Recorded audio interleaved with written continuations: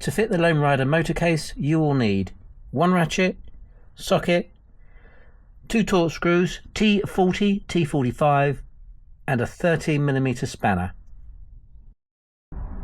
In the box you will find one base plate, which I've already set onto the rack so that you can see how easy it's to fit.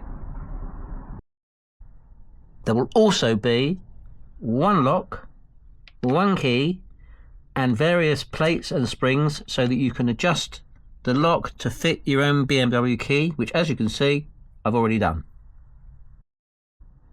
In the box you will also see 4 set screws. Yes, there are only 3 here, but one is already on the rack to make fitting quick for you. 2 are countersunk, 1 is flathead. They all have nylock bolts and nuts on them. I'll show you in a moment where they go.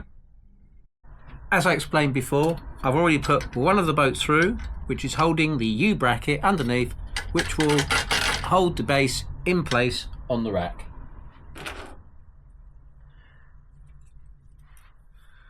The smaller countersunk screw goes into the countersunk hole at the back of that, onto the bracket, and does up.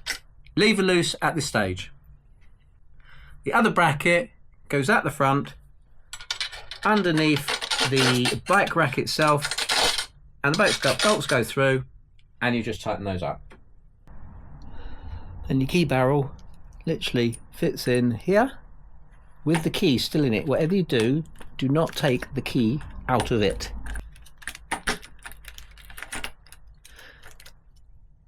So all the way in until you hear it click. It's now in place. You take your key out, and that is what actually locks the motor case into place. Here, here, here, and here are the locating holes for the plugs that are in the base of the box, which I'll show you in a moment. Once you put them in, make sure you push it back a little bit. Then this lever will then pull the box backs tight via that lever there, and then you lock it in.